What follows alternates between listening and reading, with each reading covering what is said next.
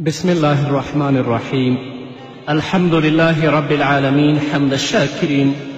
الصلاة والسلام على سيد الأنبياء والمرسلين سيدنا ونبينا وشفيعنا ومولانا محمد وعلى آله وأصحابه الطيبين الطاهرين. قدرمنو اوریدونکو د ژوند د لارې د خپرونې مینوالو، السلام علیکم ورحمة الله وبرکاته. ستاسو روغتیا او خوشحالي د پاک رب نه غواړم، په دې هیله چې د صحت او عافیت جامې په تن ولرئ او خوشحالي مو په برخه وي. دا دی زه محمد یاسین فهیم د ژوند د لارې د خپرونې په وړاندې کولو کې ستاسو په خدمت کې یم. زموږ د نن ورځې د خپرونې موضوع بیا هم دوزخ وپیژنئ. قدرمنو اوریدونکو، د آخرت په ورځ به جنتیان به هم په خپلو رنګونو پیژندل کیږي او دوزخیان به هم د خپلو څیرو او د خپلو رنګونو نه پیژندل کیږي. د قیامت په ورځ به الله رب العزت هر انسان او هر پیري ته د خپل عملنامه په لاس ورکړي او په هغه کې به د دنیا د ژوند هره کړنه، وینا او اراده لیکل شوې وي او د خپل عملنامه به په ډیره سمه توګه دا لوستلی شي او په هغه باندې به اقرار کوي، لکه چې الله رب العزت په صورت اسراء په 14 آیت کې فرمایي: اقرأ کتابک کفا بنفسک اليوم علیک حسیبا. ووایه خپل عملنامه نن ورځ ته خپل د ځان حساب لپاره کافي یې. ته چې په خپله خپل عملنامه لولې، خپله به اقرار کوي چې یا الله دا کارونه ما په دنیا کې کړي ول، نو ضرورت هلته شاهد او ګواه ته نشته. د دې مطلب دا دی چې ته راشه په خپله یې لږ وګوره، دا لکه چې چا غلا کړي وي او هغه ته خپله کړنه په کمره کې او په تصویر کې ورښودل کیږي او دا هیڅکله د خپلې غلا نه انکار نشي کولی. نو هلته هم چې الله رب العزت هر انسان ته د خپل عملنامه په لاس کې ورکوي، الله به ورته وایي اقرأ کتابک، د خپل عملنامه ولوله، کفا بنفسک اليوم حسیبا. نن ورځ ته د خپل د ځان د حساب لپاره کافي یې، ضرورت نشته چې په تا باندې ګواه او شاهد موږ راوړو. دویمه خبره دا ده قدرمنو اوریدونکو، چې هر دوزخي به په رنګ پیژندل کیږي، پرته له دې چې له هغه څخه د ګناه په اړه پوښتنه وشي. الله رب العزت په سورة الرحمن کې په 9 آیت کې فرمایي: فیومئذ لا یسأل عن ذنبه انس ولا جان. الله رب العزت فرمایي نو په هغه ورځ به نه انسان نه پیری له خپلې ګناه پوښتل کیږي. دا ځکه چې الله فرمایي: یعرف المجرمون بسیماهم فیؤخذ بالنواصی والاقدام. مجرمان، فاسقین او ګناهګاران به په خپلو رنګونو او په خپلو شکلونو پیژندل کیږي، نو د تندي تر ویښتانو او د پښو نه به نیول کیږي او پښو ته به یې زولنې ور اچول کیږي. الله به یې جهنم ته استوي. یا الله موږ په آخرت کې داسې که چې زموږ د څیرو نه نور باد شي او خلک هم وپېژني چې دا جنتیان دي، جهنمیان نه دي. الله دې موږ ته د نیکو اعمالو توفیق راکړي. قدرمنو اورېدونکو، د دنیا په لنډ ژوند باندې مه دوکه کیږئ. زما خویندو ورونو، راشئ د الله او د الله د رسول اوامرو ته غاړه کیږئ چې دوی څه وایي. تاسو راشئ چې الله رب العزت د ستا د ژوند په اړه، د ستا د حساب په اړه، د ستا د کتاب په اړه، د جنت او د جهنم په اړه څه ویلي. راشئ د محمد رسول الله پیغام واورئ چې هغه څه وایي. د بخاري او د مسلم حدیث دی. حضرت ابو هریره رضی الله تعالی عنه فرمایي چې رسول اکرم صلی الله علیه وسلم وفرمایل: ستاسو د دنیا اور د دوزخ له اور او یا ټکړو څخه یوه ټوکړه ده. یعنې مطلب دا دی چې د جهنم اور او یا درجې او هویت ځلي د دنیا د اوره ډیر حرارت او ډیر ګرمایش لري. تاسو راواخلئ، څوک دې راواخلي د یو دقیقې لپاره دې د خپله ګوته په اور باندې کیږي. نشو کولی چې دا ډیر ضعیفه او کم اور هم دی، نو ولې په خپلو ګناهونو باندې ځان جهنم ته لیږئ؟ ولې په دنیا کې د الله او د الله د رسول د اوامرو نه سرغړونه کوئ؟ نه راشئ چې د الله او د الله د رسول اوامرو ته غاړه کیږو، د خپل اخلاق اسلامي اخلاق وګرځوو، د خپل کردار اسلامي کردار وګرځوو، خپل اعمال اسلامي اعمال وګرځوو، تر څو چې الله رب العزت د جهنم نه بچ کړي او الله موږ جنت ته داخل کړي.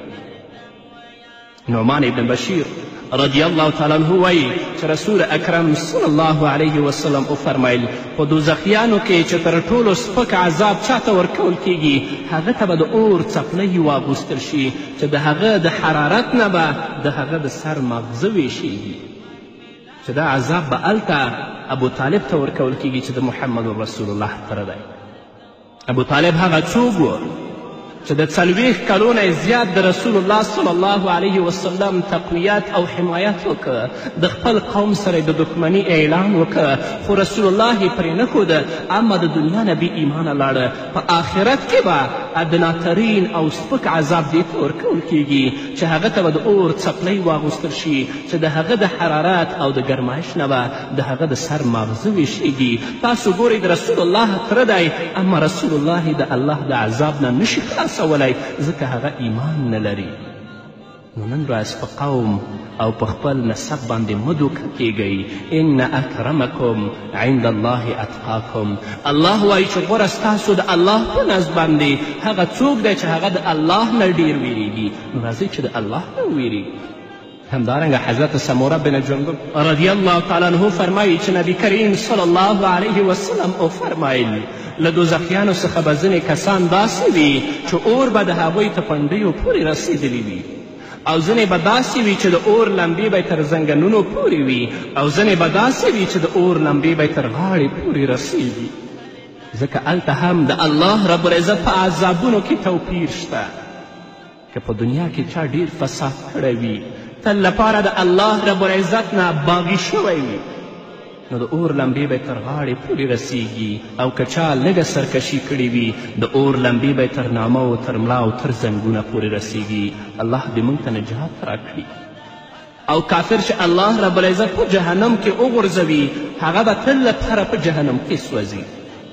او چې کله یې پوستکی وسوځېږي ختم شي، الله رب العزت به هغوی ته نوي پوستکي ور واغوندي تر څو چې د الله رب العزت عذاب په سمه توګه وڅکي.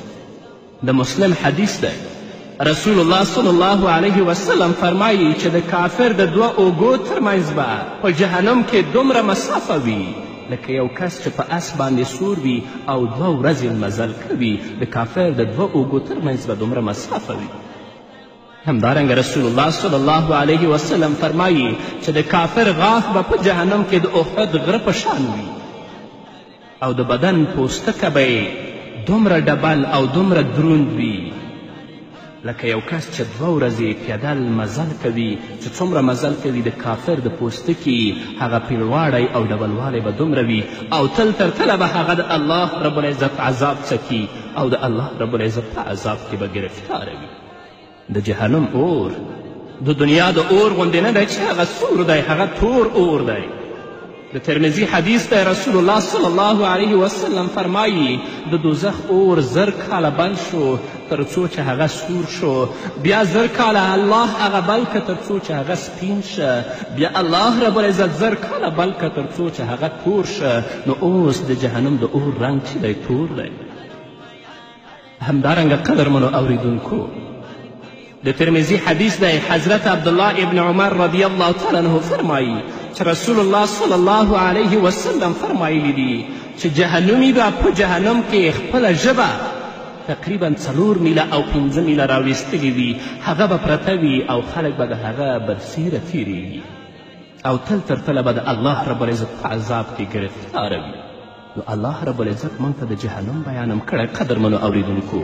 الله رب العزت موږ ته د جنت بیانم کړی دی. راشئ چې د خپل په لنډ ژوند کې د الله رب العزت اوامرو او احکامو ته غاړه کیدو تر څو چې په آخرت کې الله رب العزت د خپلو عذابونو نه وساتي، الله رب العزت موږ د جهنم نه وساتي، او الله موږ ته جنت راکړي.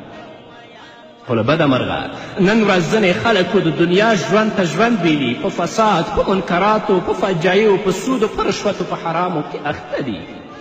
هغه څه چې الله او د الله رسول ورته وایي هغه کله هم نه مني او کله ورته غوږ هم نه ږدي، بلکې فساد و فتنې ته متوجه دي. دا خلک به وینئ چې د آخرت په ورځ به د الله رب العزت په عذاب کې ګرفتاره وي، او دوی به په جهنم کې پراته وي. ابو سعید خدری رضی الله تعالی عنه فرمایي چې نبی کریم صلی الله علیه وسلم د دې آیت په اړه ویلي چې ان شجرة الزقوم طعام الاسیم کالمهل، یعنی د زقوم ونه د ګنهګارانو خوراک ده، هغه د مهل په څیر ده. مهل څه ته وایي؟ هغه د زیتونو او د تیلو نه چې هغه خړې اوبه پاتې هغه ته مهل ویل کیږي. رسول الله صلی الله علیه وسلم د دې په اړه ویلي کله چې هغه د دوزخي خولې ته نږدې راوړی شي د ګرمۍ له وجې به د هغه د مخ پوستکی په دې کاسه کې رااولیږي او چې کله یې خوري کلمې به ورته ټوټه ټوټه کړي. الله رب العزت به مشرکینو او کفارو ته په جهنم کې داسې عذاب ورکوي.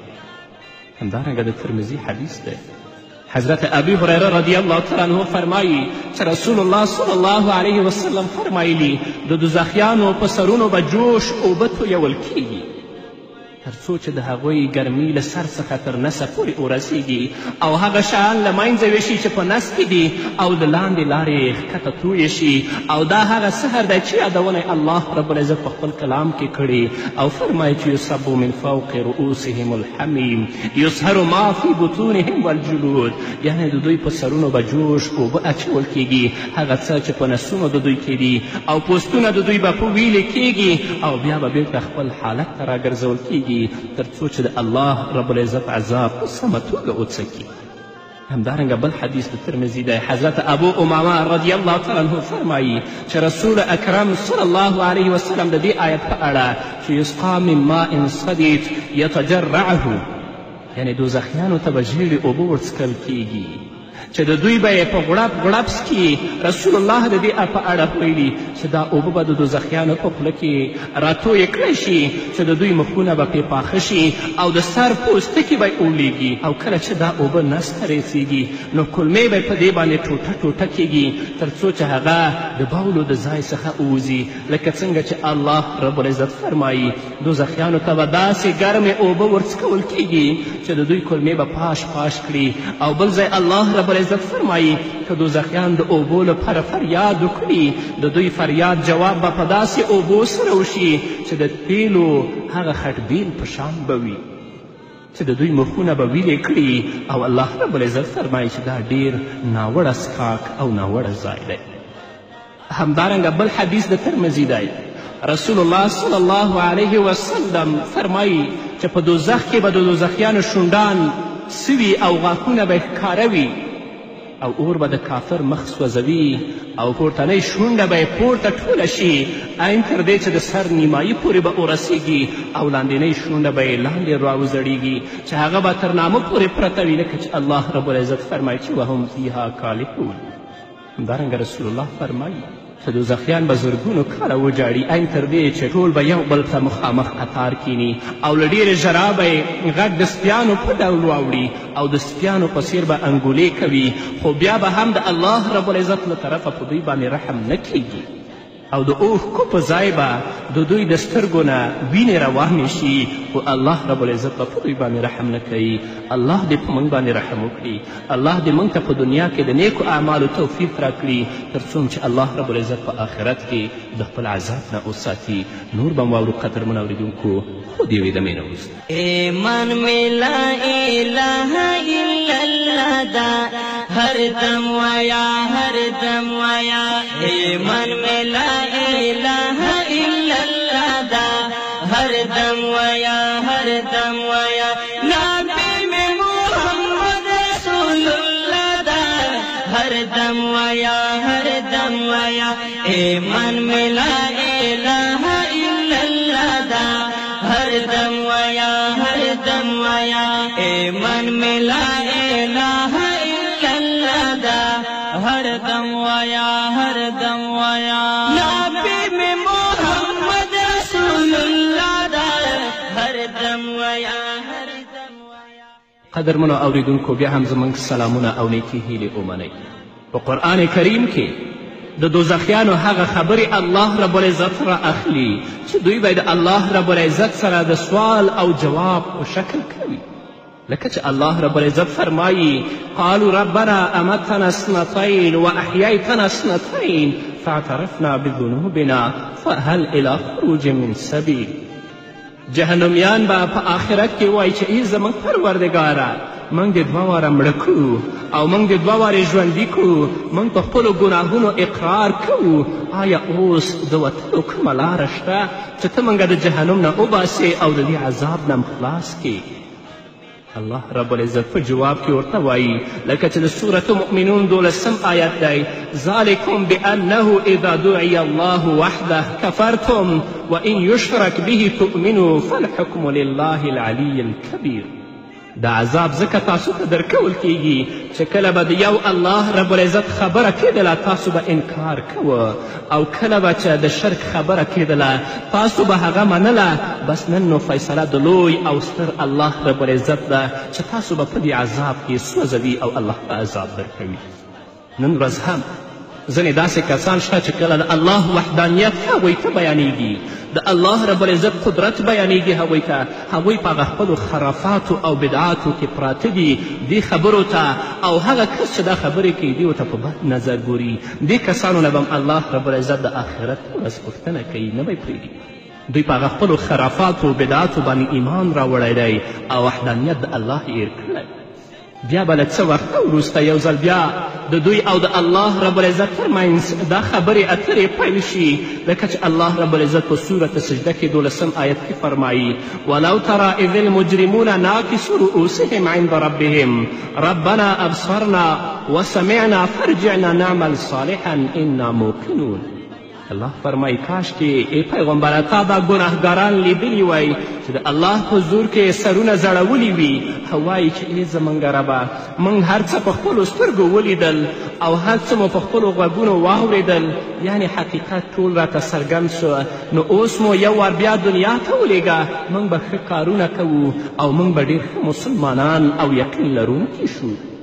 الله رب العزت به په جواب کې دوی ته ووایي لکه د سورة سجدې 14 آیت دی فذوقوا بما نسیتم لقاء یومکم هذا انا نسیناکم وذوقوا عذاب الخلد بما کنتم تعملون. دا چې له دې ورځې سره مخامخ کېدل مو له پامه غورځولي ول، نو اوس یې مزه وڅکئ، موږ هم تاسو له یاده ایستلي یاست او د خپلو عملونو په وجه دا ابدي عذاب وڅکئ، الله به تاسو ته نجات نه درکوي. له 2000 کاله وروسته به بیا دا ډول خبرې اترې پیل شي. دوزخیان به ووایي لکه د سورة ابراهیم 44 آیت دی ربنا اخرنا الى اجل قریب نجب دعوتک ونتبع الرسول. هی زموږ ربه موږ ته بیخي تر لږ وخته پورې مقرره کړه، موږ به ستا بلنه ومنو او د رسولانو تابعداري به وکړو. الله رب العزت به په جواب کې ورته وفرمایي اولم تکونو اقسمتم من قبل ما لکم من زوال. آیا تاسو به په دنیا کې قسمونه نه خوړل چې له تاسو څخه د دنیا زوال نشته، یعنې هیڅ حساب کتاب او بیا راژوندي کېدل نشته، بس تاسې دا ګمانو چې دا دنیا ده او روانه به وي. نن ورځ هم داسې کسان شته چې هغوی آخرت هیر کړی، هغه حساب او کتاب چې الله رب العزت دوی سره کوي هغه هیر کړی، بس د دنیا ژوند ته ژوند ویلی، هلته به بیا د الله په عذاب کې ګرفتاره وي. بیا به 2000 کاله وروسته 4 وار خبرې پیل شي، لکه چې الله رب العزت فرمایي په سورة فاطر کې په 30 آیت کې وهم یسترخون فیها ربنا اخرجنا نعمل صالحا غیر الذي كنا نعمل. الله وایي چې دوی به په دوزخ کې فریاد کوي او وایي به چې ای زموږ ربه موږ وباسه، موږ به نیک عملونه کوو، داسې نه لکه کوم عملونه چې موږ په دنیا کې کول، نور به ښایسته عمل کوو، ستا اوامرو او ستا احکامو ته به غاړه ږدو. الله رب العزت به په جواب کې ورته ووایي اولم نعمرکم ما یتذکر فیه من تذکر وجاءکم نذیر فذوقوا فما للظالمین من نصیر. آیا موږ درته دومره عمر نه و درکړی چې تاسو عبرت اخیستونکي شوي وای، یا عبرت اخیستونکي پکې عبرت اخیستلی وای، او تاسو ته ویرونکي انبیا علیهم الصلاة والسلام هم راغلي وو، نو اوس عذاب وڅکئ، د ظالمانو لپاره کوم مرستندوی او کوم مددګار نشته. بالاخره څو زره کاله وروسته به د پنځم ځل لپاره دوی ته د الله رب العزت سره د خبرو موقع پیدا شي او دوی به په ډیرو عجیبو الفاظو ووایي لکه په سورة المؤمنین کې 107 آیت کې الله فرمایي ربنا اخرجنا منها فإن عدنا فإنا ظالمون ای زموږ پروردګاره ته موږ له دې دوزخ څخه وباسه که بیا موږ داسې وکړل نو موږ به واقعي ظالمان یو الله رب العزت به داسې جواب ورکړي لکه یو څوک چې په غضبناک لهجه تاته ووایي چې زما نه لرې شه له ما سره خبرې مه کوه الله رب العزت به هم داسې ورته ووایي لکه د سورة المؤمنین 18 آیت دی چې اخسئوا فیها ولا تکلمون همدلته ذلیله اوسئ او بیا له ما سره خبرې مه کوئ لکه سپی چې څوک د ځانه شړي هغه ته اخسأ وایي الله به دوی ته هم داسې ووایي نو له دې وروسته به هیڅکله هم د دوی له الله رب العزت سره خبرې ونه شي او الله رب العزت د دې ډلې په هکله فرمایي د سورة المؤمنین 119 109 او 111 آیت کې انه کان فریق من عبادی یقولون ربنا آمنا فاغفر لنا وارحمنا وانت خیر الراحمین فاتخذتموهم سخریا حتى انسوكم ذکری وکنتم منهم تضحکون انی جزیتهم اليوم بما صبروا انهم هم الفائزون الله رب العزت به دا عذاب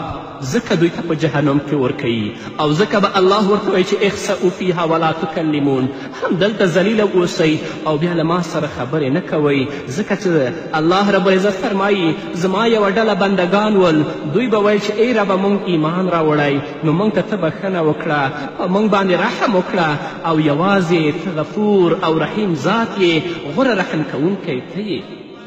خو چې کله به مؤمنانو دا خبره کوله خو هغه کسانو چې د مسلمانانو سره دښمني وه منافقین ول فاسد کسان ول دوی به مؤمنانو پسې پوزخند واهه تر څو چې زما یاد به یې الله وی بیخي هیر کړه او تاسې وی چې په هغوی پورې به مې خندل نن مې دوی ته د صبر په بدل کې غوره بدله ورکړې جنت مې ورکړی دی او دوی بریالي دي نو ځکه موږ ته پکار ده قدرمنو اوریدونکو چې د الله رب العزت نه جنت وغواړو او د جهنم نه پناه وغواړو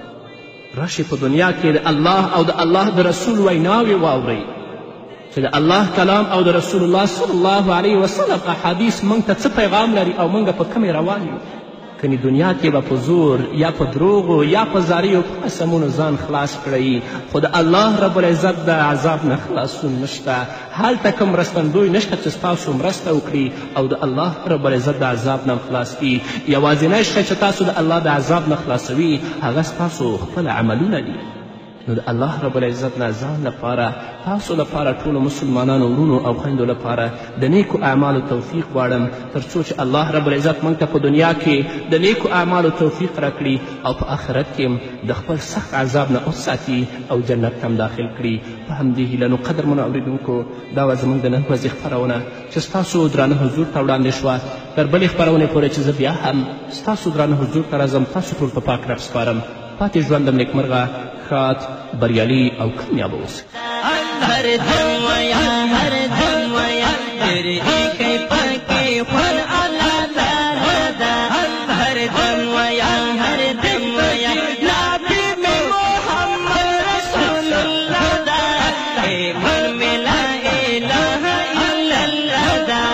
هر دم ویا هر دم ویا ایمان مې لا اله الا الله ده هر دم ویا هر دم ویا